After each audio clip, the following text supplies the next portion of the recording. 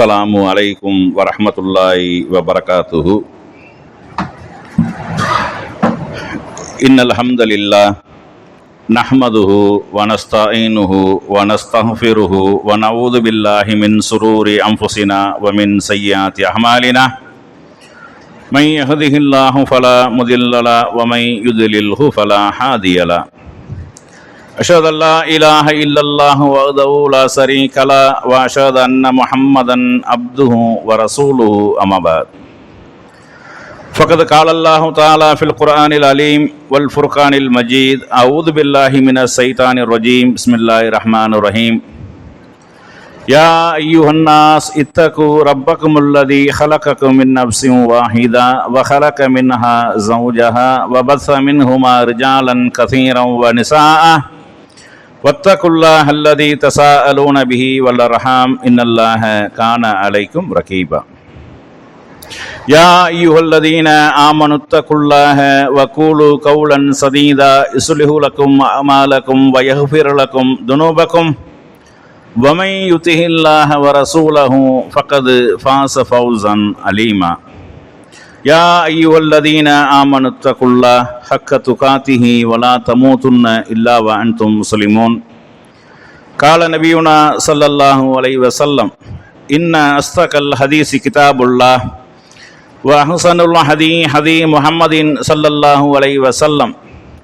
ஷர்ரல் உமூரி முஹ்தஸாத்துஹா வ குல்ல முஹ்தஸத்தின் பிதா வ குல்ல பிதஅத்தின் லலாலா வ குல்ல லலாலத்தின் ஃபின்னார். எல்லாம் வல்ல அல்லாஹ் சுப்ஹானஹு வ தஆலாவின் நல்லடியார்களே, அல்லாஹுவின் மாபெரும் கருணையினால் புனித ஜும்மா தொழுகைக்காக இங்கே நாம் ஒன்று கூடியிருக்கின்றோம். அந்த வல்ல நாயனின் சாந்தியும் சமாதானமும் நம் உயிரினும் மேலான நபிகள் பெருமானார் ஸல்லல்லாஹு அலைஹி வஸல்லம் அவர்கள் மீதும், அன்னாரை பின்பற்றி வாழ்ந்த சத்திய சஹாபாக்கள், தாபியீன்கள், தபோ தாபியீன்கள், இந்த ஏகத்துவ கொள்கையை உலகமெங்கும் எடுத்து சொல்லிய நல்ல அறிஞர்கள் அனைவர் மீதும், குறிப்பாக இங்கே அமர்ந்திருக்கக்கூடிய நம் அனைவர் மீதும் என்றென்றும் நின்று நிலவட்டுமாக என்று பிரார்த்தித்தவனாக, இஸ்லாத்தில் குழந்தை வளர்ப்பு என்ற தலைப்பில் ஒரு சில முக்கியமான செய்திகளை நாம் அறிந்து கொண்டு அதன் அடிப்படையில் நம்முடைய குழந்தைகளை நல்ல சாலிகான குழந்தைகளாக வளர்க்க வேண்டும் என்பதற்காக இந்த தலைப்பு இங்கே தேர்ந்தெடுக்கப்பட்டுள்ளது. பொதுவாக உலகத்தில் எல்லாரும் குழந்தைகளை எதிர்பார்ப்பது என்பது ரெண்டு காரியங்களுக்கு தான். திருமணமான உடனே நமக்கு ஒரு குழந்தை வேண்டும், ஒன்றுக்கு மேற்பட்டதோ. நாம் முதியவராக ஆகக்கூடிய காலத்தில் அது நம்மளை பராமரிக்க வேண்டும், நம்மளை தூக்கி எடுத்து பார்க்க வேண்டும் என்பதற்காக ஒரு நோக்கம். இரண்டாவதாக நமக்கு சந்ததியாக ஒன்று வேண்டும், சந்ததியற்றவனாக மலடர்களாக ஆகிவிடக்கூடாது, நமக்கு சந்ததிகள் வேண்டும், பிற்காலங்களில் வயதான காலங்களில் நம்மளை பார்க்க வேண்டும். இதுதான் உலகத்தில் குழந்தைகளை பெறக்கூடியதனுடைய பிரதான நோக்கம். இந்த ரெண்டு நோக்கமும் இல்லை என்றால் யாருமே குழந்தையை பெற மாட்டோம். அதனால தான் சொர்க்கத்தில் அல்லாஹ் குழந்தை இல்லாமல் ஆக்கிட்டான். அவர்கள் சொர்க்கத்துக்கு போனால் என்றும் இளமையாகவே இருந்து விடுவார்கள். அப்போ இந்த உலகத்தில் குழந்தை என்பது இது ரெண்டு நோக்கத்திற்காகத்தான் குழந்தைகள் பெறப்படுகிறது. ஆனால் இஸ்லாத்தை பொறுத்தளவுக்கு மூன்றாவதாக ஒரு நோக்கம் இருக்கிறது. குழந்தைகள் என்பது பெற்றவர்களுக்காக செய்யக்கூடிய பிரார்த்தனை என்பது மரணித்ததுக்கு அப்புறமும் அது பெற்றவர்களுக்கு நன்மையை பெற்றுத்தரக்கூடியதாக, அவர்களுடைய பாவங்களை மன்னிக்கக்கூடியதாக, அவர்களுக்கு சொர்க்கத்தில் கொண்டு போய் சேர்ப்பதற்கு வழிவகை செய்யக்கூடியதாக இருக்கிறது. அப்போ இந்த மூன்றாவதாக உள்ள நோக்கம்தான் முஸ்லிம்களாகிய நாம் பிரதானமாக கவனிக்க வேண்டும். இந்த ரெண்டு நோக்கம் பொதுவாக எல்லாத்துக்கும் உள்ளது. வயசான காலத்தில் பார்க்க வேண்டும் என்றாலும் குழந்தையை நல்லபடியாக வளர்க்கணும். அப்போ தான் அந்த குழந்தை நாளைக்கு கடைசி காலங்களில் நம்மளை பார்ப்பார்கள், நமக்கு உதவி செய்வார்கள், நம்மளுடைய தேவைகளை பூர்த்தி செய்வார்கள், நமக்கு இயலாமல் போன காலத்தில், சம்பாத்தியம் இல்லாத காலத்தில் சம்பாதிச்சு தருவார்கள். அதற்காகவும் குழந்தையை நல்ல முறையில் வளர்க்கணும். இது மற்றவர்கள் அப்படி வளர்ப்பாங்க. ஆனால் இஸ்லாத்தை பொறுத்தளவுக்கு நமக்காக பிரார்த்தனை செய்யக்கூடிய, நமக்காக அல்லாஹ்விடத்தில் பாவ மன்னிப்பு கேட்கக்கூடிய, நமக்காக அல்லாஹ்விடத்தில் மன்றாடக்கூடிய குழந்தைகளாகவும் நம்ம வளர்க்க வேண்டும். அப்போ இந்த குழந்தையை வளர்க்கக்கூடிய நேரத்தில் ரொம்ப ஒரு கவனமாக வளர்க்க வேண்டும். அது ஒரு கலை. அது குழந்தை வளர்ப்பு என்பது ஒரு மிகச்சிறந்த ஒரு கலை. அதில் எங்கேயாவது நம்ம கோட்டை விட்டோமே ஆனால் கடைசியில் என்ன செஞ்சிடும், நமக்கு எதிராகவே வந்து நின்றுவிடும். ஒரு குயவன் மண்பானை செய்யக்கூடிய நேரத்தில் கண்ணும் கருத்துமாக என்ன செய்யணும், அதை செய்யணும். ஏதாவது ஒரு பக்கம் வளைஞ்சிருச்சாக்கும் கோணலா போயிடும், நெளிஞ்சு போயிடும், ஓட்டையா போயிடும். சுட்டதுக்கு அப்புறம் ஒண்ணுமே செய்ய முடியாது. பானையை சுட்டு விட்டோமே ஆனால் அதுக்கு ஏதாவது சரி செய்ய முடியுமான முடியாது. அப்ப வளர்க்கக்கூடிய நேரத்திலேயே அது என்ன செய்யணும், நல்ல முறையில் வளர்த்து விட வேண்டும். இது மார்க்கம் ரொம்ப அழகான வழிமுறைகளை சொல்வது. குழந்தை பெறுவதற்கு முன்னாடி நல்ல குழந்தைகள் வேண்டும் என்று இறைவனிடத்தில் கேட்க வேண்டும். சாலிகான குழந்தைகளாக, நல்ல குழந்தைகளாக, எனக்கு சந்ததியாக வர வேண்டிய அந்த குழந்தை நல்ல சாலிகான குழந்தைகளாக இருக்கணும், மார்க்க நெறிமுறைப்படி வாழக்கூடிய குழந்தையாக இருக்கணும், எனக்காக பிரார்த்திக்கக்கூடிய குழந்தையாக இருக்கணும் என்றெல்லாம் நாம அல்லாஹ்விடத்துல கேட்கணும். அது மாதிரி அல்லாஹ் என்னுடைய குழந்தைய சைத்தானுடைய தீண்டுதல்ல இருந்து பாதுகாத்துறல்ல, அப்படி எல்லாம் கேட்கணும். அதனாலதான் நபி ஸல்லல்லாஹு அலைஹி வஸல்லம் அவங்க சொன்னாங்க, நீங்கள் உங்கள் மனைவியோட தாம்பத்தியத்தில் ஈடுபடக்கூடிய நேரத்தில் இந்த துஆவை சொல்லிக் கொள்ளுங்க. யா அல்லாஹ், உன்னுடைய பெயரால் தாம்பத்தியத்தில் ஈடுபடுகிறேன், எனக்கு பிறக்கக்கூடிய சந்ததியை சைத்தானிடமிருந்து பாதுகாத்துறல்ல. இந்த தாம்பத்தியத்தின் மூலமாக கருத்தரிக்குமையானால் அந்த குழந்தையை சைத்தானிடமிருந்து பாதுகாத்துரு, சைத்தானுடைய தீண்டுதல்ல இருந்து பாதுகாத்துரு என்றெல்லாம் பிரார்த்தனையை சொல்லி தந்திருக்கிறாங்க. ஏன்? அந்த குழந்தை நமக்கு பயனுள்ள குழந்தையாக இருக்கணும். நமக்கு என்னது, நம்மளுடைய பிற்காலத்திற்கு ஒரு உதவக்கூடிய, நமக்கு பிற்காலத்தில் கவனிக்கக்கூடிய, நம்மளை கஷ்டப்படக்கூடிய நேரத்தில் ஆறுதலாக உறுதுணையாக இருக்கக்கூடிய குழந்தையாக இருக்க வேண்டும் என்பதுதான் இதனுடைய நோக்கம். அதுபோக அந்த குழந்தையும் சொர்க்கத்திற்குரிய குழந்தையாக நாம மாற்ற வேண்டும். நமக்கு பராமரிச்சா போதும், அது எக்கேடு கட்டாலும் பிரச்சனை இல்லை, அப்படி போயிடக்கூடாது. நம்ம கடைசி காலத்தில் நமக்கு கஞ்சி ஊத்தணும், நம்மளை பராமரிக்கணும், அது மட்டும் நமக்கு போதும், அது எக்கேடு கிட்டாலும் போயிட்டு போகுது, அது எப்படியும் போயிட்டு போகுது, அப்படி இருக்கக்கூடாது என்று அல்லாஹ் குர்ஆன்ல சொல்லக்கூடிய நேரத்தில் உங்களையும் உங்களுடைய குடும்பத்தையும் நரக நெருப்பிலிருந்து பாதுகாத்துக் கொள்ளுங்கள்னு சொல்றான். யா அய்யுஹல்லதீன ஆமனூ கூ அன்ஃபுஸிக்கும் வ அஹ்லீக்கும் நாரா, நம்பிக்கை கொண்டவர்களே உங்களையும் உங்களுடைய குடும்பத்தார்களையும் நரக நெருப்பிலிருந்து பாதுகாத்துக் கொள்ளுங்கள். அப்ப அந்த குழந்தையும் என்ன செய்யணும், அவர்களும் நரகத்திலிருந்து பாதுகாப்பு பெற்றவர்களாக சொர்க்கம் செல்லக்கூடியவர்களாக ஆக்க வேண்டும். பொதுவாக குழந்தைகளை பொறுத்தளவுக்கு எல்லா குழந்தைகளுமே இயற்கை மார்க்கத்தில் தான் பிறக்குது, இஸ்லாத்துல தான் பிறக்குது. இதை நபி ஸல்லல்லாஹு அலைஹி வஸல்லம் அவங்க சொல்றாங்க, உலகத்தில் பிறக்கக்கூடிய எல்லா குழந்தைகளுமே இயற்கை மார்க்கமாகிய இஸ்லாத்துல தான் பிறக்குது. அது யூதனாகவோ கிறிஸ்தவனாகவோ நெருப்பு வணங்கியாகவோ மாறுவதெல்லாம் அவங்க பெற்றோர்களுடைய வளர்க்கக்கூடிய வளர்ப்புல தான். நல்லவனாவதும் கெட்டவனாவதும் பெற்றோர் வளர்க்கக்கூடிய வளர்ப்பு தான். அது எப்படி நம்ம வளர்க்கிறோமோ அந்த அளவுக்கு தான் அவங்க என்ன செய்வாங்க, வளருவார்கள். குழந்தைகள் வளர்க்கத்தான் படணும், நம்ம அதுவா வளரட்டும் விடக்கூடாது. அதுவா வளர்ந்தா என்ன செஞ்சிடும், கிளைகளும் களைகளுமாக போய்விடும். நம்மளா வளர்த்தா தான் பக்குவமாக வளர்க்க முடியும். அப்ப குழந்தையை வளர்ப்பது என்பது பெறுவது மாத்திரம் கடமை கிடையாது. ஆடு பெறுது, மாடு பெறுது, என்னத்தையும் மிருகங்கள்லாம் பெத்து போட்டு போயிருது, அதுகளுக்கெல்லாம் ஒரு பொறுப்பு கடமைகள்லாம் கிடையாது. அதுவா என்ன செஞ்சிடும், தன்னால வளர்ந்துடும். ஆனா மனித குழந்தைகளை என்ன செய்யணும்னா அதை வளர்க்க வேண்டும். அது எப்படி எல்லாம் வளர்க்கணும், எந்த அளவுக்கு நம்ம பாசத்தை காட்டி வளர்க்கிறோமோ அதே அளவுக்கு கண்டிப்பையும் காட்டி வளர்க்கணும். கண்டிப்பில்லாத குழந்தைகள் என்ன செஞ்சிடும், அது தருதலையாக போய்விடும். அதுபோக குழந்தை பிறக்குது, பிறந்த உடனே நல்ல பேர்களாக வைக்கணும். முதல்ல பேர் என்ன செய்யணும், அழகான பேர்கள். நம்ம இன்னைக்கு பேரை பார்த்தோம்னா வாயில நுழையாத பேரா இருக்குது, அல்லது உலகத்துல இதுவரைக்கும் எவனுமே வச்சிருக்க கூடாது அப்படிங்கிறதுக்காக யோசிச்சு என்னெல்லாம் இருக்குது பேரு, எப்படி எல்லாம் வைக்கிறதுன்னு யோசிச்சு என்ன செய்யறோம், அப்படி பேர் வைக்கிறோம். அந்த பேரை கேட்டாலே இது என்னது பேரா அப்படிங்கிற அளவுக்கு இருக்கக்கூடிய பேர் வைக்கிறோம். அதுபோக ஒரு காலங்களில் ஃபேமஸாக இதெல்லாம் இருக்குதோ அதையெல்லாம் என்ன செஞ்சிடும், சைட்டு மேனிக்க சூட்டி விட்டுருவோம். நீங்க பார்க்கலாம், நீங்க அந்த ஈராக்கு நேரத்தில் சதாம் ஹுசேன் அப்படின்ட்டு ஒரு பிரபலமாக என்ன செய்யப்பட்டது, பிளாஸ் பண்ணப்பட்டது. அந்த நேரத்தில் பிறந்த குழந்தைகளுக்கு என்ன செஞ்சாங்க, சதாம் ஹுசேன் பேர் வச்சு விட்டாங்க. இங்க பார்க்கலாம், ஊர்ல நிறைய குழந்தைகளுக்கு பேர் சதாம் ஹுசேனா இருக்கு. இன்னைக்கு ஒரு 25-30 வயசுல அந்த குழந்தைகள் இருக்கு. ஏன் அப்படின்னா அந்த சதாம் ஹுசேன் பிளாஸ் பண்ணப்பட்ட உடனே என்னது, சதாம் ஹுசேன் அப்படிங்கிற பேர் என்ன செஞ்சு பிரபலமாயிருச்சு. அதே மாதிரி என்னது, தர்கா தலம்னு போகக்கூடியவர்கள் சாவுல் ஹமீதுன்னு பேரை பார்த்தீங்கன்னா ஊருக்கு 100 பேர் இருக்கும். எந்த சாவுலமே ஆனா காணா விட்டு சாவுல் ஹமீதுன்னு சொல்லணும், இல்ல மூணா காணா விட்டு சாவுல் ஹமீதுன்னு சொல்லணும். இதெல்லாம் இந்த சாவுல் ஹமீதுங்கிற பேர் நல்ல பேரே கிடையாது. அது வச்சிருக்கக்கூடியவங்க என்ன செய்யணும், அப்துல் ஹமீதுன்னு மாத்திக்கிறங்க, அது நல்ல பேர் கிடையாது. அதே மாதிரி இந்த மொய்தீன் அப்துல் காதர் ஜீலானி அவர் பேர்ல இருக்கக்கூடிய அவர் அந்த பேர் என்னது, மொய்தீன் பிச்சைங்கிற பேர்ல, மொய்தீன் அப்துல் காதர்ங்கிற பேர்ல, இப்படி என்னது மொய்தீன்ங்கிற பேர்ல ஏராளமான பேர் இருக்குது. ஆனா மொய்தீன்ங்கிறது நல்ல பேர், மார்க்கத்தை உயிர்ப்பித்தவர் அர்த்தம். முஹையத்தீன் அப்படின்னா மார்க்கத்தை உயிர்ப்பித்தவர். ஆனா வச்சவருடைய நோக்கம் என்ன, இவங்க இந்த அர்த்தத்துல வைக்கல, அவர் பெரிய அவுலியா, அவுலியாக்களுடைய தலைவர் அப்படிங்கிற மாதிரி என்ன செஞ்சாங்க, பேரை வச்சாங்க. இதை நபி ஸல்லல்லாஹு அலைஹி வஸல்லம் அவங்க இந்த பேர் வைக்கக்கூடிய விஷயத்துல ரொம்ப கவனம் செலுத்திருக்கிறாங்க. பேர்ல இந்த இணை வைப்பு நுழையக்கூடிய மாதிரியான பேர் வைக்கக்கூடாது. நபி ஸல்லல்லாஹு அலைஹி வஸல்லம் சொல்றாங்க, பேர்களே மக மட்டமான ஒரு பேர், அல்லாஹ்வுக்கு வெறுப்புக்குரிய ஒரு பேர் என்னன்னா மலிக்குல் அம்லாக் அப்படிங்கிற ஒரு பேர் தான் என்னது, ரொம்ப மட்டமானது. அதுக்கு என்ன அர்த்தம் அப்படின்னா அரசனுக்கெல்லாம் அரசன் அர்த்தம். அரசனுக்கெல்லாம் அரசன் அல்லாஹ் ஒருவன் தான், அவனை தவிர எவன் அரசனுக்கெல்லாம் அரசன் கிடையாது. அந்த பேரை வைக்க கூடாது. ஆனா அந்த அர்த்தம் தரக்கூடிய பேர்களை பார்த்தீங்கன்னாக்க நம்ம மக்கள்கிட்ட ஏராளமா இருக்குது. இங்க சாவுல் ஹமீது அதுல உள்ளதான், சா ஆலம்ங்கிற அதுல உள்ளதான், ஜஹாங்கீர் அதுல உள்ளதான். இந்த மாதிரியான பேர்களை என்ன செஞ்சிடணும், தவிர்த்திடணும். அழகான பேர்கள், அல்லாஹ்வுக்கு விருப்பமான, அல்லாஹ்வுக்கு பிடித்த அப்துல் ரஹ்மான், அப்துல்லா, அந்த மாதிரியாக அல்லாஹ்வுடைய பேரை சேர்த்து அடிமைங்கிறத சேர்த்து வைக்கக்கூடியதை விரும்பி இருக்கிறாங்க, ரசூலுல்லாஹ் விரும்புறாங்க, அப்படி வைக்க சொல்றாங்க, அல்லாஹ் விரும்புவான்னு சொல்றாங்க. அதே மாதிரி நல்ல அர்த்தங்கள் தரக்கூடிய எத்தனையோ பேர்கள் இருக்கிறது. அந்த மாதிரியான பேர்கள் என்ன செய்யணும், சூட்டணும். இதுக்கு ஆலிம்ஸா தான் சூட்டணுமா, அப்பத்தான் நுழையுமா அப்படின்னு அப்படி கிடையாது. அதுபோக அந்த பிறந்த உடனே என்ன செஞ்சிடறாங்கன்னா, ஒரு காதல ஒரு பாங்கு சொல்றது, இன்னொரு காதல இக்காமத்து சொல்றது. ஏப்பா இதுதான் அவருக்கு செய்யக்கூடிய பாங்கு இக்காமத்து, இதனுடைய விளைவு என்ன, ஜனாசா தொழுகை தான். அங்க ஜனாசா தொழுகைக்கு பாங்கும் கிடையாது, இக்காமத்தும் கிடையாதுல, போன உடனே 4 தக்பீர் தொழுகை தானே.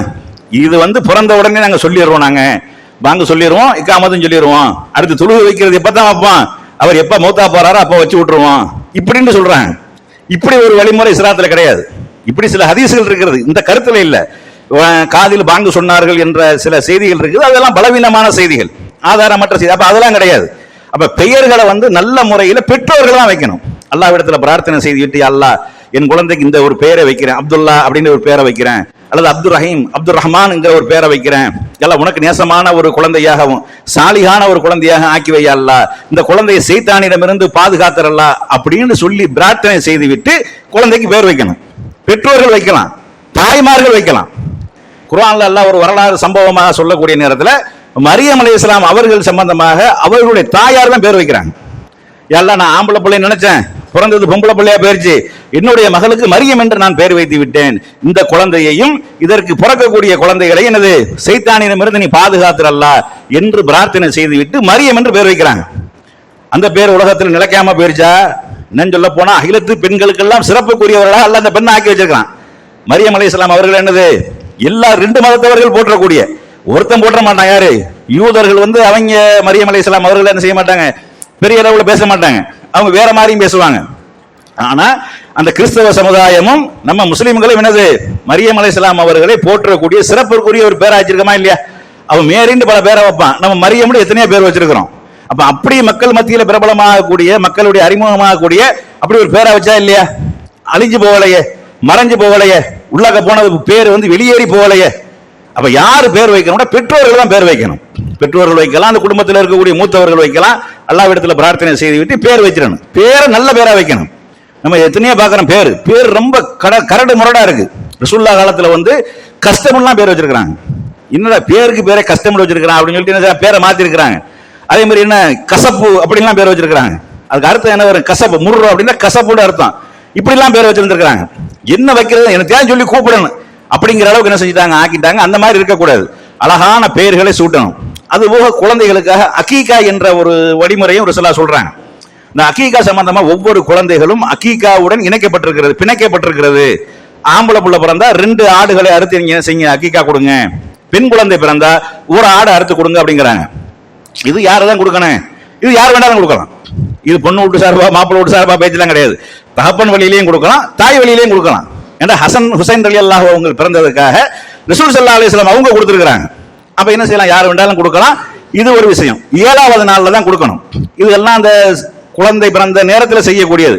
அதுக்கப்புறம் கத்தனா பண்ணுவது, சுண்ணத்து பண்ணுவது, இது பெரிய கல்யாணம். நம்ம ஏரியாக்கள் புது மாப்பிள்ளை மாதிரி மாலையை போட்டு, கோட்டு சூட்டு போட்டு, குதிரையை எடுத்து கொட்டு அடிச்சு ஊர்வலம் சுத்தி கடைசியில் கொண்டு போய் அவனை அறுத்து போடுறது, இதெல்லாம் கிடையாது. சிம்பிளா செஞ்சு விட்டு போயிடும், யாருக்கும் தெரியக்கூடாது. இதை கூட அவனுக்கு அந்த வீடியோவை காமிச்சுன்னு வைங்க. இன்னைக்கு வீடியோவெல்லாம் எடுக்கிறாங்க, நாளைக்கு அவனுக்கு வீடியோவை காமிச்சிருந்தா அந்த வீடியோ பெரிய ஆளா போனதுக்கு அப்புறம் அந்த வீடியோ பரவ வச்சுட்டா இது எப்படி இருக்குது, என்னடா நம்மளை போட்டு படா படுத்திருக்கிறாங்க அப்படின்னு நினைப்பானா இல்லையா? அப்ப இது எல்லாம் இருக்கக்கூடாது. அப்ப அழகான முறையில் என்ன செய்யணும், இதெல்லாம் சிம்பிளா செய்ய வேண்டியது, சடங்குகள் ஆரம்பத்தில் செய்ய வேண்டிய விஷயங்கள். அதுக்கப்புறம் அவர்கள் என்ன செய்வாங்க, தட்டு மாதிரி பேசக்கூடிய நேரத்தில் கேள்விகளை அதிகமா கேட்பாங்க. இதை நம்ம அலட்சியப்படுத்தக்கூடாது. எந்த குழந்தைகள் கேள்வி கேட்க ஆரம்பிக்கிறதோ அந்த குழந்தை அறிவுதனமான குழந்தை என்று விளங்கிக்கிறணும். அப்ப என்ன செய்யணும், அந்த கேள்விகளுக்கு இயன்றவளை சில நேரங்களில் ஒரே கேள்வியை திரும்ப திரும்ப கேட்கும். இது ஒரு அழகான ஒரு கதை சொல்லுவாங்க, அந்த கதையெல்லாம் சொன்னோம்னா நேரமாயிரும் போல. அப்ப இந்த மாதிரி என்ன செய்யணும், கேள்வி கேட்கக்கூடிய நேரத்தில் அந்த கேள்விக்கு என்ன செய்யணும், முகம் கொடுக்கணும், அதுக்கு பதில் சொல்லணும், அதை புறக்கணிக்க கூடாது, அலட்சியம் செய்யக்கூடாது. அப்படியே என்ன செய்யணும், வரக்கூடிய நேரத்தில் ஒழுக்கத்தை போதிக்கணும். மார்க்கம் சம்பந்தமான ஒழுக்கம். ஏன்னா பார்த்தா பேசிட்டு அந்த மாதிரி வழக்கம் ஆரம்பிக்குது, அல்லாங்கிற வார்த்தையை சொல்லிக் கொடுங்க, நபிகள் நாயகம் பேரை சொல்லிக் கொடுங்க, அந்த மாதிரி நல்ல வார்த்தைகளை சொல்லிக் கொடுங்க, சாப்பிடும் போது ஓதக்கூடிய துவாக்களை சொல்லிக் கொடுங்க, பிஸ்மி சொல்லி சாப்பிடணும்னு சொல்லிக் கொடுங்க, அல்ஹம்துலில்லாஹ்னு சாப்பிட்டு முடிச்ச உடனே சொல்லணும்னு சொல்லிக் கொடுங்க. இப்படி நல்ல நல்ல விஷயங்களே என்ன செய்யணும், போதிக்கணும். அல்லாண்டு ஆரம்பிச்சு என்ன செய்யணும், அடுத்து இஸ்லாம் சம்பந்தமா இருக்கக்கூடிய சின்ன சின்ன விஷயங்களை என்ன செய்யணும், பேசணும், சொல்லணும். நம்ம என்ன செய்யக்கூடாது, பொய் சொல்லக்கூடாது. நம்ம ஏன் பொய் சொல்லக்கூடாது, நம்ம பொய் சொன்னோம்னா பிள்ளையும் பொய் சொல்லணும். பிள்ளைகள் என்னது, அவர்கள் தனியாவெல்லாம் படிக்கிறது கிடையாது. நாம செய்யக்கூடிய செயல்பாடுகள் இருந்தால் அவர்கள் கற்றுக்கொள்கிறார்கள். நாம பொய் சொல்லக்கூடியவர்களாக நாம எதுக்கெடுத்தாலும் இந்த மாதிரி செஞ்சோம்னு வைங்க, குழந்தை இதுதான் செய்யணும் போல இருக்கிறது அப்படின்னு சொல்லி என்ன செஞ்சிடறேன், பொய் சொல்லக்கூடிய குழந்தையா வந்துடும். தன்னை காத்துக் கொள்வதற்காக, தப்பித்துக் கொள்வதற்காக. அப்ப பொய் தான் சிறந்தது போல, பொய் தான் சொல்லணும் போல அப்படிங்கிற மாதிரி என்ன செஞ்சேன் வந்துடுறேன். அது மாதிரி இந்த சீரியல் அந்த மாதிரியான இதுகள் என்ன செஞ்சிடக்கூடாது, நாம மூழ்கிடக்கூடாது. நாம மூழ்கினோம்னா குழந்தைகளும் அதுல தான் இருக்கும். அப்ப குழந்தைகளை நாம வளர்க்கக்கூடிய நேரத்தில் நாம என்னது கவனமாக இருக்கணும். குழந்தைக்கு முன்னாடி கணவன் மனைவிகள் சண்டை கூட போடக்கூடாது. அதுகள்லாம் அதை பெரிய அளவுல பாதிக்கும். அந்த சின்ன சின்ன விஷயங்களை உள்வாங்கி கொள்ளக்கூடிய ஆரம்ப ஸ்டோரேஜ் ஆகி கொண்டிருக்கக்கூடிய நேரத்தில் இந்த முதல்ல போய் ஸ்டோரேஜ் ஆகுதா இல்லையா, அதெல்லாம் ரொம்ப ஆழமாக உள்ள பதியக்கூடியது. அதெல்லாம் பிற்காலத்தில் வெளிப்படும். இன்னைக்கு நிறைய பேர் இந்த மனநல ஒரு டிசீஸ்ல மாறுறாங்களா இல்லையா, பாதிக்கப்பட்டு போறாங்களா இல்லையா, அவர்களெல்லாம் ஆள் மனதை கொண்டு போய் சோதிச்சு பார்த்தீங்களாக சின்ன வயசுல பாதிக்கப்பட்டிருப்பாங்க. அவர்கள் அறிந்து அந்த பழகி கொண்டிருக்கிறாங்களா இல்லையா, அந்த நேரத்தில் பாதிக்கப்பட்டவர்கள் தான் அது பிற்காலத்தில் என்ன செய்யும், அது ஓட்ட ரெக்கார்டு மாதிரி என்ன செய்யும், வெளிவர ஆரம்பிக்கும். அப்போ என்ன செய்வானா, குழந்தைகளுடைய செயல்பாடுகள்ல மாற்றங்கள் வரும். அவன் என்ன செய்யறது ஏது செய்யணும் தெரியாம ஒன்று நடக்க ஒன்று உலர அந்த மாதிரி போகக்கூடியதெல்லாம் எங்க நடக்குது என்றால் அந்த ஆரம்ப ஸ்டேஜில் தான் நடக்குது. அதுக்கப்புறம் அந்த 3-4 வயசுல அந்த குழந்தைகளா இருக்கக்கூடிய நேரத்தில் அவர்களுக்கு என்ன செய்யணும், ஒழுக்க விஷயங்கள், மார்க்க விஷயங்கள் கொஞ்சம் கொஞ்சமா நீங்க சொல்லிக் கொடுங்க. விளங்காதுன்னு மட்டும் நினைக்காதீங்க, இதுக்கெல்லாம் புரியவா போகுதுன்னு மட்டும் நினைக்காதீங்க, கண்டிப்பாக புரியும். பசு மரத்தில் அறையக்கூடிய ஆணி எவ்வளவு ஈஸியாக உள்ள நுழையுமோ அது மாதிரி சிறு குழந்தைகள், பிஞ்சு குழந்தைகளுடைய அந்த உள்ளத்தில் விதைக்கக்கூடிய விதைகள் ஆழமாக பதிஞ்சு விடும். அப்ப நம்ம சொல்லக்கூடிய அந்த சொல்லு அது ஆழமாக பதிஞ்சு அது தன்னால பின்னாடி வெளிப்படும், அது வெளிப்படுத்தப்படும். இயற்கையாகவும் அல்லாஹ் அப்படித்தான் படைச்சிருக்கிறான். இயற்கையான பிறக்கிற குழந்தைகள் அனைத்து இஸ்லாத்துல பிறக்குங்கிறாங்களா இல்லையா, ஒரு தன்னந்தனியாக ஒரு குழந்தை வளர்க்குமே, ஆனால் அல்லாஹ் இல்லைன்னு சொல்லாது. எந்த ஒரு மனிதனும் இல்லாம காட்டுல ஒருத்தன் வாழ்றான், பிறந்ததுல இருந்து இருக்கிறான், அவனை சிலைகளை வணங்க மாட்டான், அவனுக்கு இந்த சிலை அந்த மாதிரி எல்லாம் வராது. ஏன், அவனுடைய உள்ளத்திலேயே அப்படி போடப்பட்டிருக்கிறது. அப்ப அதனால வளர்க்கக்கூடிய நேரத்தில் மார்க்கம் சம்பந்தமா என்ன செய்யணும், வளர்க்கணும். அதே மாதிரி 4 வயசு 5 வயசான பிள்ளைகள் என்ன செஞ்சாங்க, படிக்க அனுப்புகிற பேரை பாழாக்குறாங்க. எங்க படிக்க அனுப்புறது, இந்த சிபிஎஸ்இ ஸ்கூல் இந்த மாதிரியான ஸ்கூல்ல 3 மணிக்கெல்லாம் எழுப்பி விட்டு அந்த குழந்தையை தலைமலாட்டி குளிப்பாட்டி அதுக்கு சாப்பாடு செஞ்சு ஊட்டி எல்லாம் செஞ்சு 5 மணிக்கெல்லாம் பள்ளிக்கூடத்துக்கு அனுப்பணும். அப்படிங்கிற ஒரு நிலையில் அந்த குழந்தையை பாடாப்படுத்தி அந்த குழந்தை விருத்து போகக்கூடிய அளவுக்கு சுமக்க முடியாத மூட்டையை சுமந்துக்கிட்டு போய் அங்க போய் தூங்கி விழுந்துட்டு கடைசியில் இங்க இப்படி ரொம்ப பெரிய ஒரு அலக்கழிப்பை செய்யறாங்க. அப்படியெல்லாம் கல்வியை போதிக்க வேண்டிய அவசியம் கிடையாது. நீங்க நினைக்கிறீங்க, நீங்க எல்லாரும் டாக்டரா போகணும்னு நினைக்கிறீங்க, நீங்க எல்லாரும் இன்ஜினியரா போகணும்னு நினைக்கிறீங்க. நீங்க ஒரு டாக்டராக இருந்து ஒரு இன்ஜினியராக இருந்து எவ்வளவு பணம் சம்பாதிக்கிறார்களோ அந்த அளவுக்கு சாதாரணமாக படித்தவர்கள் சம்பாதிக்கிறாங்க, அல்லது படிக்காதவர்கள் அதை விட கூடுதலாக சம்பாதிக்கிறாங்க. படிக்காதவர்கள் அவர்களுக்கு வேலை கொடுக்குறாங்க. இன்ஜினியர் யார்கிட்ட வேலை பார்க்கறான்டா, படிக்காதவன்ட்ட வேலை பார்க்கறான். படிப்புண்டா என்னன்னு தெரியாதவன்ட்ட வேலை பார்க்கறான், கையெழுத்து போட தெரியாதவன்ட்ட வேலை பார்க்கறான். இப்ப சமீபத்தில் இந்த சென்னை மொபைல் சம்பந்தமாக ஒரு செய்தி நம்ம படிச்சோம். அவருக்கு எழுதவும் தெரியாது, படிக்கவும் தெரியாது. இன்னைக்கு உலக நம்ம இந்தியாவுடைய கோடீஸ்வரர்கள் 1000 கோடிக்கு மேல சொத்துகள்ல அவர் வராது. எங்க இந்த டாய்லெட்ல பொம்பளை போட்டா ஒட்டி இருக்குது, ஆம்பளை போட்டா ஒட்டி இருக்குது அப்படின்னு பார்த்துட்டு போவாரன் டாய்லெட்டுக்குள்ள. தெரியாது, ஆண்கள் அப்படின்னு எழுதி இருந்தா தெரியாது, பெண்கள் எழுதி இருந்தா தெரியாது, காசு மன ஒரு மேட்டரே கிடையாது. அப்ப பிள்ளைகளை பொறுத்தளவுக்கு அவர்கள் ரொம்ப ஒழுக்கமாக வளர்க்க வேண்டும். அது மாதிரி நல்ல விஷயங்கள் கெட்ட விஷயங்கள் சொல்லிக் கொடுக்க வேண்டும். அதே மாதிரி தொழுகுவதற்கு உண்டான பயிற்சிகளை கொடுக்க வேண்டும். அது மாதிரி சாப்பிடுறதனுடைய ஒழுங்குகள் இதெல்லாம் ரசூலுல்லாஹ் கத்துக் கொடுக்குறாங்க.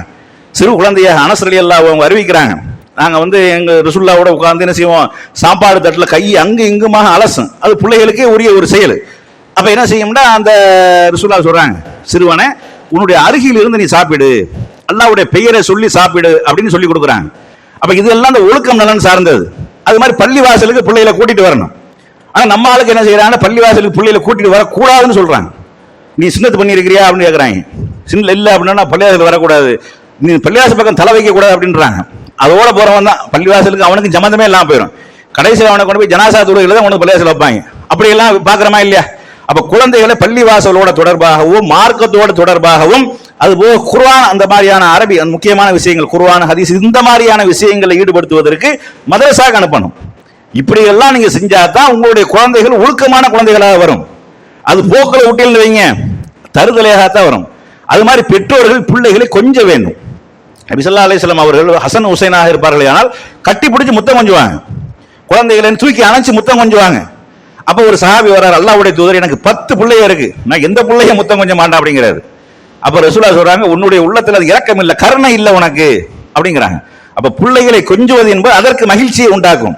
நம் தாய் நம்மளோட அரவணைப்புல இருக்கிறா, நம்மளை கண்காணித்து கொண்டிருக்கிறா, நம்மளை பார்த்து கொண்டிருக்கிறா அப்படின்னு சொல்லிட்டு அப்ப இந்த மாதிரியாக கொஞ்சுவது, அது மாதிரி அவர்களை நல்ல விளையாட்டுகள் விளையாடுவதற்கு, நல்ல விளையாட்டுன்னா ஆரோக்கியமான விளையாட்டு, உடல் ஆரோக்கியம் சார்ந்த விளையாட்டு விளையாடுவதற்கு அனுமதிக்கணும். வெளியில போய் விளையாட போதா தாராளமா விடணும். கண்காணிக்கிற ஒரு பக்கம் இருக்கணும், எங்க போகுது, எங்க வருது, எத்தனை மணிக்கு வருது, சொன்ன டயத்துக்கு வருதா, தொழுகிற நேரத்துக்கு தொழுக போதா, இதை ஒரு பக்கம் கண்காணிக்கணும். வெளியில விளையாட போகணும். ஒரு காலத்துல என்ன செய்வாங்க, வெளியில விளையாட்டுதான் கெதியில் கிடப்பாங்க, வீட்டுக்குள்ளே இருக்க மாட்டாங்க. இன்னைக்கு என்ன நிலைமை அப்படின்னா வீட்டை விட்டு வெளியே போக மாட்டேங்கிறான். ஏன்? செல்போன் கையுமா இருக்கிறான், பெரிய பேருங்கிறான், பப்ஜிங்கிறான், அதை வைத்து விளையாண்டு கொண்டு அதுக்கு என்ன ஆட்களையும் சேர்த்து கொண்டு ஒரே அநியாயம் பண்றாங்க, பெரிய அழிச்சாட்டியம் பண்றாங்க, குடும்பத்துக்குள்ள ரகலை பண்றான். யாரு? 8 வயசு பையன், 7 வயசு பையன், 10 வயசு பையன் என்னது திட்டுறான், எதிர்த்து பேசுறான். சமீபத்தில் ஒரு சம்பவம் நீங்க பார்த்துருக்கலாம். நீங்க இந்த படிக்காம கொள்ளாம போனை வச்சு விளையாண்டு கொண்டிருந்த நேரத்தில் தாய் போனை அப்பிட்டு போயிடுறா. அந்த போனை அப்பிட்டு போன அந்த கோபத்தில் என்ன செய்யறான்டா, கட்ட ஒரு பேட் எடுத்து தாயினுடைய மண்டையில ஒரே அடி, முடிஞ்சு போச்சு. அவன் கொல்லணும்லாம் கொள்ளல, அவனுக்கு அந்த வெறி அதுலயே ஊறி போய் அதுலயே அடிக்ட் ஆகி, இன்னைக்கு நம்ம என்ன செய்யறோம், ஒரு வாய்க்கு சோறு சாப்பிடணுங்கிறதுக்காக போனை கையில கொடுக்குறோம். அந்த பழக்கம் எங்க ஆரம்பிக்குது என்றால் போனை விட்டு அவனை வெளியேற விடாமல் ஆரம்பிக்கிறது. படிக்க மாட்டுக்கிறான், மற்றதுல கவனம் செலுத்த மாட்டுக்கிறான், எந்த ஒன்றிலும் ஈடுபாடு இல்லாத அளவுக்கு ஆக்கிறாம இல்லையா, அதுலயே அடிக்ட் ஆகி போயிடறாங்க. அப்ப செல்போன்களை பொறுத்த அளவுக்கு குழந்தைகளுக்கு கொடுக்காதீங்க. முக்கியமா ஒரு 5 நிமிஷம் 10 நிமிஷம் ஏதோ அப்படிங்கிற அளவுல வைத்துக் கொள்ளணுமே ஒழிய, அதுவே கெதியாக இருந்தால் கண்டிங்க. அதனால பிரச்சனை வந்தாலும் பிரச்சனை இல்லை. நம்ம வீட்டுல அப்படிதான் பெரிய அநியாயம் நடக்குது, எவ்வளவு சொல்லி என்னது கேட்கறது கிடையாது. அப்ப இதுக்கெல்லாம் பெரிய பின்விளைவை நம்ம சந்திக்கிறோம். அந்த குழந்தைகள் எப்படியாப்பட்ட குழந்தைகளாக வருவார்கள் என்றால் வெறித்தனமான குழந்தைகளாக வருவார்கள், வெறி ஊட்டப்பட்ட குழந்தைகளாக வருவார். நீங்க பார்க்கலாம் நீங்க, ஏன்னா அந்த கேமுகள்லாம் அப்படித்தான், டைம் பாஸுக்காக மத்த வணக்க வழிபாடுகள் விஷயத்துல இருந்து விடாமல் டைம் பாஸுக்காக ஒரு 10 நிமிஷம் 5 நிமிஷம் விளையாண்டு போறது பிரச்சனை இல்லை. அதுதான் கெதி என்று கிடந்து அதுலயே அடிக்ட் ஆகி தூக்கத்துல எல்லாம் என்ன செய்யறான், இப்படி நோண்டிக்கிட்டு இருக்கிறான். அப்படி என்ன செய்யறான், ஒரு சின்ன குழந்தை ஒரு 6 மாசம் ஒரு வயசு கூட இருக்காது, அந்த குழந்தை என்ன செய்யற, காலை தூக்கிட்டு இப்படி தட்டுது, ஹலோ அப்படிங்குது. இப்படி எல்லாம் குழந்தைகள் என்ன செய்யுது, அதுலயே ஊறி போயிருக்கிறாங்க. இதை விட்டு வெளியாக்கணும். வெளியில ஆரோக்கியமான விளையாட்டுகள் அந்த மாதிரி விளையாட சொல்லுங்க. பொம்பளை பிள்ளையாக இருந்தால் பொம்மைகள் வைத்து விளையாடுறதுக்கு மார்க்கத்தில் அனுமதி இருக்குது. ஆயிஷா ரலியல்லாஹு அவர்கள் 9 வயசு சிறுமி, 7, 8, 9 வயசு சிறுமி, அவங்க என்ன செய்வாங்க, தோழிகளோட பொம்மைகளை வச்சு விளையாண்டுட்டு இருப்பாங்க. அதுல ஒரு பொம்மை என்ன பொம்மைண்டா, ஒரு குதிரை பொம்மை, குதிரைக்கு மேல ரெக்கை இருக்கிறது. அப்ப ரசூலுல்லாஹ் அதை பார்த்துட்டு கேட்கறாங்க, திருமணம் முடிஞ்சிருச்சு. ரசூலுல்லாஹ் தான் ஆயிஷா ரலியல்லாஹு 6 வயசுல திருமணம் முடிஞ்சிருச்சு. 9வது வயசுல தாம்பத்தியத்தில் வயசுக்கு வந்ததுக்கு அப்புறம் தாம்பத்தியத்தில் ஈடுபட்டாங்க, திருமணம் முடிஞ்சிருச்சு. அப்ப தோழிகளோட விளையாண்டு இருக்கக்கூடிய நேரத்தில் அந்த பொம்மை குதிரை பொம்மை இருக்குது. என்ன ஆயிஷாவே உங்க குதிரைக்கு ரெக்கையெல்லாம் இருக்குது அப்படின்னு ரசூலுல்லாஹ் கேட்கறாங்க. அப்ப அவங்க சொல்றாங்க, சுலைமான் நபியுடைய குதிரைக்கு ரெக்கை ரெஞ்சாம அப்படின்னு சொல்றாங்க. அப்படி இல்ல அப்படி சொல்றாங்க அவங்க. அப்ப ரசூலுல்லாஹ் அதை பார்த்து புன்னகித்தார்கள், சிரித்தார்கள் அப்படின்னு நம்ம பார்க்கிறோம். அப்ப குழந்தைகளை விளையாடுவதற்கு, சிந்திப்பதற்கு, அறிவு ரீதியான தூண்டல்களை ஏற்படுத்துவதற்கு நம்ம ஊக்குவிக்கணும். அதுபோக குழந்தை எதன் மீது ஈடுபாடாக இருக்கிறது அதை பார்க்கணும். குழந்தை எதன் மீது கவனமாக இருக்கிறது, எதன் மீது ஈடுபாடாக இருக்கிறது அதை நம்ம பார்க்கணும். அதுல அந்த குழந்தையை கொண்டுட்டு போகணும். ஒரு குழந்தை இந்த விளையாட்டுகள்ல தான் அதிக ஈடுபாடோட இருக்கும். அப்ப அந்த குழந்தைகளுக்கு மார்க்க உபதேசங்களும் அவர்கள் தொழுகை போன்ற வணக்க வழிபாடுகளையும் ஒரு பக்கம் ஆர்வம் ஊட்டி விட்டு அந்த விளையாட்டின் பக்கம் கொண்டு போகணும். சில பிள்ளை எப்ப பார்த்தாலும் படிச்சுக்கிட்டே இருக்கும், அப்ப படிப்புல ஆர்வம் இருக்கு. சில பேர் என்ன செய்வாங்க, சும்மா ஒரு பேட்டரி எடுக்கிறது, உடைக்கிறது, ஒரு ரேடியோ எடுக்கிறது, உடைக்கிறது, பாக்குறது, கொள்றது, பத்த வச்சு இப்படி செய்வாங்க. இந்த மாதிரியான குழந்தை இதன் மீது ஈடுபாடு ஆர்வமா இருக்குது அப்படின்னு கவனிக்கணும். கவனிச்சு அந்த ரூட்ல கொண்டுட்டு போகணும். அப்படி கொண்டுட்டு போனோம்னா குழந்தைகளை அது நல்ல குழந்தைகளாக, அந்த அறிவு சார்ந்த குழந்தைகளாக மாறும்.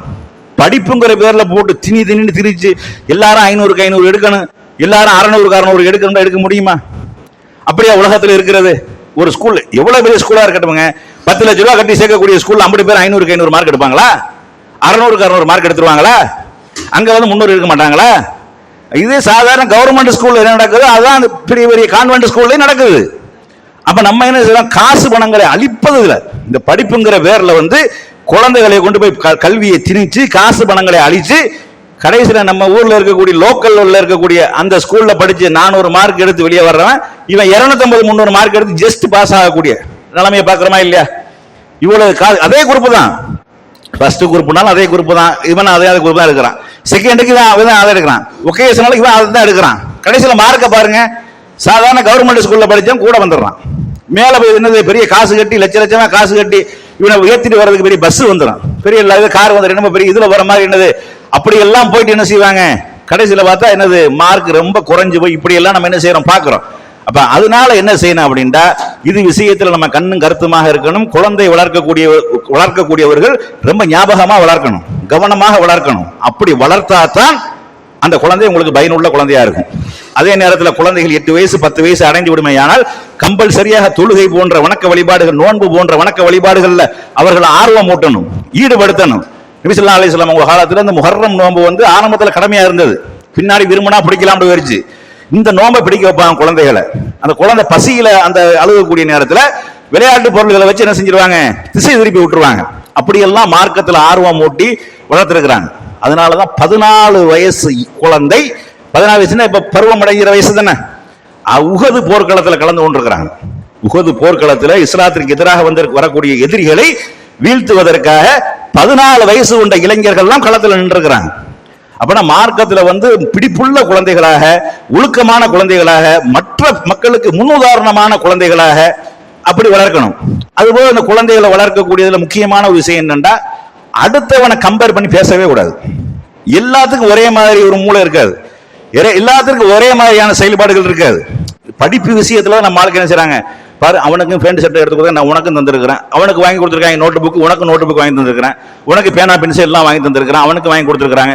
நீ என்ன மார்க் எடுத்திருக்கிற, 150 எடுத்திருக்கிற, அவனை பாரு 350 எடுத்திருக்கிறான், அவன் அதை வாங்கி குடி இதை வாங்கி குடின்னு சொல்றது. இப்படி நீங்க சொன்னீங்க வைங்க, அந்த குழந்தை என்ன செய்யணும், அந்த மாதிரியான குழந்தைகள் தான் விரக்தியினுடைய உச்சத்திற்கு ஆளாகி தனிமையை அதிகமாக விரும்புறது.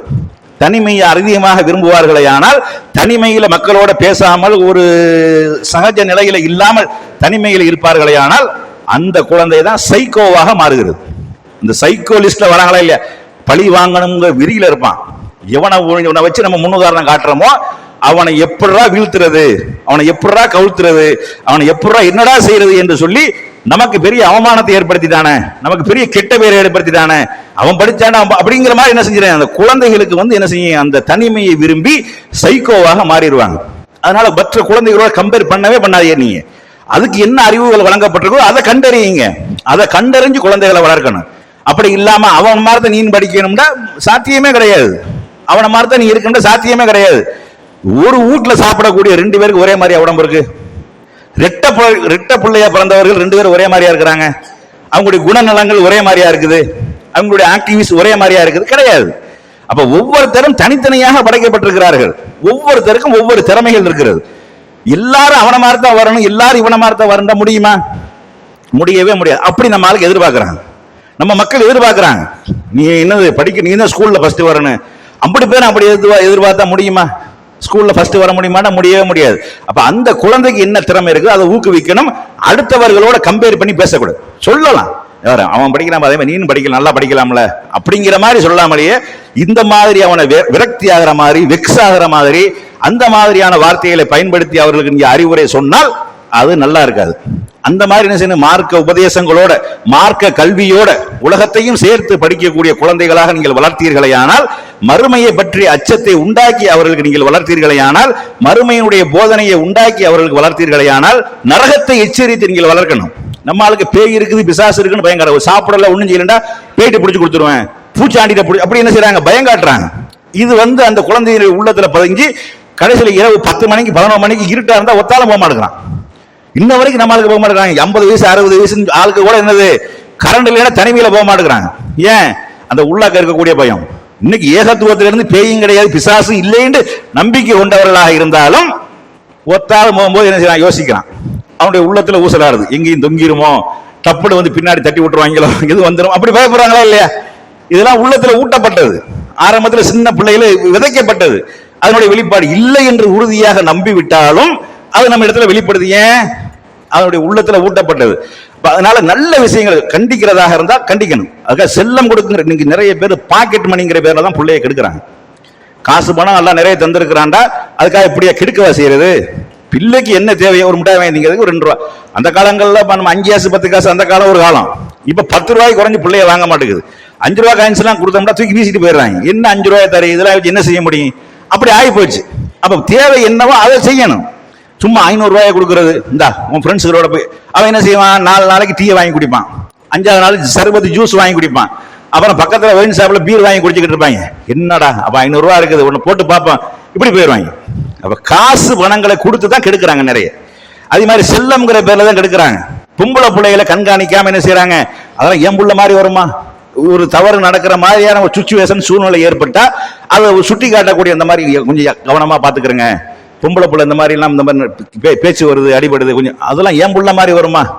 என் புள்ள வந்து 10 மாத்து தங்கம் 11 மாத்து தங்கம்னு சொல்லி என்ன செய்யறது, அந்த புள்ளையை நாசமாக்கி. நம்ம தாய் நம்ம மேல நம்பிக்கையில் இருக்கிறாங்க, எவன் சொன்னாலும் நம்ப மாட்டாங்க, நம்ம என்ன செஞ்சோம்னு எவன் சொன்னாலும் கேட்க மாட்டாங்க அப்படிங்கிற ஒரு நம்பிக்கை வரக்கூடிய நேரத்தில் கடைசியில் என்ன படியை தாண்டி போயிடுறது. அதுக்கப்புறம் உட்கார்ந்து அழுகிறது. அதுக்கப்புறம் அந்த குடும்பம் நடுத்தருக்கு வந்துடும். அந்த குடும்பத்தில் அத்தனை பேர் கவலைகள், இதனால நாண்டு கொண்டு செத்தவர்கள் நிறைய பேர். அப்ப இந்த பிள்ளைகளை வந்து அந்த பருவ வயது நெருங்கக்கூடிய நேரத்தில் வந்து ரொம்ப கண்காணிப்பாக இருக்கணும். என்ற அந்த பருவ வயது அடைவது என்பது அவர்கள் இயற்கையாகவே ஹார்மோன்கள் சுரக்கக்கூடியது, அந்த உணர்ச்சிகளுடைய எல்லாம் சுரக்கக்கூடியது. அப்ப அவருக்கு நல்லது கிட்டது நிறைய தெரியாது. நீங்க பார்க்கலாம், இளைஞர்களை பொறுத்தளவுக்கு என்னதுன்னா இந்த தவறுங்கிறது தவறாவே தெரியாது, ஒரு ஜாலியாவே போயிடும். அதுதான் பிற்காலத்தில் பெரிய பெரிய தவறுகளுக்கு தூண்டுகோலாக இருக்கும், ஊன்றுகோலாக இருக்கும். இப்போ தோப்புகளில் போய் திருடுறது, போறது, மாங்காய் பறிக்கிறது, தேங்காய் ஒரு ஜாலியாக செஞ்சுட்டு போயிடுவாங்க. இருக்கிறவனுக்கு அது மட்டும் தான் தோப்பு, இல்லாதவனுக்கு எல்லாம் தோப்புடா, வடா போகமுடா, நல்லா நம்ம ஊர் தோப்பு தான் போயிடுவாங்க. போய் அது தெரிஞ்சு போச்சுன்னா கண்டிக்கணும், இப்படி செய்யக்கூடாதுமா, அது தப்பு அப்படிங்கிற மாதிரி சுட்டி காட்டணும். இல்லைன்னா என்னது, தோப்புல திருடுவான், அதுக்கப்புறம் என்ன செய்வான், வீட்டுக்குள்ள இறங்கிடுவான், முடிஞ்சு போச்சு. அது மாதிரி நம்ம சமுதாயத்திலுடைய இளைஞர்கள் வந்து அதிகமாக போதைக்கு ஆளாகிறதுலாம் அந்த பாக்கெட் மணி கொடுக்கறதும், அவர்களை கண்காணிக்காமல் இருப்பதும், எக்கேடு கெட்டு வளர்ந்தால் நமக்கு பிரச்சனை இல்லை அப்படிங்கிற மாதிரியாக விட்டதனுடைய விளைவுதான் மது போதை பழக்கத்திற்கு அடிமையாகி சமுதாயம் சீரழிந்து கொண்டிருக்கிறது. அப்ப குழந்தையை வளர்ப்பது என்பது ஒரு அழகான ஒரு உன்னத மார்க்க நம் மீது சுமத்தின ஒரு கடமை, நமக்காக மறுமைக்காக பிரார்த்தனை செய்ய வேண்டிய ஒரு முக்கியமான ஒரு நிலைமை. அதனால ரசூல் ஸல்லல்லாஹு அலைஹி வஸல்லம் சொல்றாங்க, ஒரு மனிதன் மரணித்து விட்டால் இதா மாத்தல் இன்சானு இன் கதஹ அன்ஹு அமலுஹு இல்லா மின் ஸலாஸா, ஒரு மனிதன் மரணித்து விடுவானேயானால் அவனுடைய மரணித்து விட்டவனுடைய அனைத்து செயல்பாடுகளும் துண்டிக்கப்பட்டிருக்கும். பார்க்க முடியாது, கேட்க முடியாது, சுவாசிக்க முடியாது, இயங்க முடியாது, நடக்க முடியாது, ஓட முடியாது, எதுவுமே செய்ய முடியாது. மண்ணை அள்ளி போட்டு மூடுறதான் வேலை, அவனுக்கு எதுவும் செய்ய முடியாது, அவனுடைய எல்லா செயல்பாடுகளும் முடிந்து விடும். ஆனா 3 விஷயங்களை தவிர 3 மூலமாக இவனுக்கு அந்த செயல் அமல்களின் மூலமாக நன்மை வரும். என்ன அப்படின்னா, அவன் வாழக்கூடிய காலத்தில் செஞ்சது இது 3. மக்களுக்கு பயனுள்ள ஒரு கல்வியை கற்றுக்கிட்டு போயிட்டான். அந்த கல்வியை கற்றவர்கள் செய்யக்கூடிய அமலின் காரணமாக, அந்த நல்ல செயல்களின் காரணமாக நன்மை கிடைக்கும். அது மாதிரி வந்து ஒரு நிலையான ஒரு அரைக்குடை, ஒரு பள்ளிவாசலை கட்டிட்டு போயிடுறான், ஒரு நீர்நிலையை கட்டிட்டு போயிடுறான், ஒரு நல்ல ஆஸ்பத்திரியை கட்டிட்டு போயிடுறான். இதுல மக்கள் பயன்பெறாங்க. இந்த பயன்பெறக்கூடிய காலம் வரைக்கும் அவனுக்கு நன்மை கிடைக்கும். அது மாதிரி வலதுன் சாலையும் எதுவும் லகு, அவனுக்காக பிரார்த்தனை செய்யக்கூடிய சாலிகான நல்ல குழந்தைகள்ங்கிறாங்க. அப்ப நம்ம குழந்தை நமக்காக பிரார்த்தனை செய்யணும். யல்லா என்னுடைய தகப்பனுடைய பாவத்தை மன்னிச்சிரல்லா, யல்லா என்னுடைய தாயினுடைய பாவத்தை மன்னிச்சிரல்லா, அவர்களுக்கு சொர்க்கத்தை கொடுத்துரல்லா, அப்படியெல்லாம் கேட்கக்கூடிய குழந்தையாக நீங்கள் வளர்த்தீர்கள், இது நன்மை உங்களுக்கு கிடைக்கும்ங்கிறாங்க. அப்ப அதுக்கு ஆசைப்படணுமா இல்லையா? நம்ம குழந்தைகள் செய்யக்கூடிய பிரார்த்தனையின் மூலமாக நமக்கு வந்து சொர்க்கம் செல்வதற்கு நம்ம அமல்களின் மூலமாக போறது ஒரு பக்கம், இது கூடுதல் தரஜா தானே. 35 மார்க் எடுத்தா பாஸ், ஒரு 50 மார்க் விழுந்து வைங்க, ஒரு பிராக்டிக்கல் ஒரு 20 போடுறான், மானம்னு சொல்லிடுவோமா? நம்ம போடணும் தான் இருப்போம். எனக்கு பிராக்டிக்கல் அந்த நான் எழுத 35 எனக்கு போதும்னு சொல்லுவோமா? சொல்ல மாட்டோம் தானே. அப்ப கூடுதலாக எங்க இருந்தெல்லாம் வருதோ அதெல்லாம் நமக்கு லாபம். அப்ப அதற்கு உண்டான மறுமைக்கு உண்டான வழியாக குழந்தையை வளர்க்கணும். அப்படியாப்பட்ட குழந்தைகளை வளர்ப்போம். அந்த குழந்தைகள் நமக்காக பிரார்த்தனை செய்யக்கூடிய நம்ம பெற்றோர்களை உணர்ந்து, இதெல்லாம் குர்ஆன்ல கூட சொல்லி காட்டுற, ரப்பி ரஹம்ஹுமா கமா ரப்பயானி சஹீரா, எல்லாம் நாங்கள் சிறுவராக இருக்கும் பொழுது எங்களுடைய பெற்றோர்கள் எங்களை எப்படி பராமரித்து வளர்த்தார்களோ அது மாதிரி நீ அல்லாஹ் அவர்களுக்கு கருணை புரிவாயாக. அப்படியாப்பட்ட குழந்தையா வளர்க்க வேண்டும் என்றால் கவனத்தோடு பிள்ளைகளை வளர்க்க வேண்டும், ஒழுக்கமாக பிள்ளைகளை வளர்க்க வேண்டும், பிள்ளைகளை கண்காணிக்க வேண்டும், நல்ல விஷயங்களை அவர்களுக்கு போதிக்க வேண்டும் என்று கூறி என்னுடைய முதல் உரையை நிறைவு செய்கின்றேன். வாஹிர் தவானா அனில் ஹம்துலில்லாஹி ரப்பில் ஆலமீன்.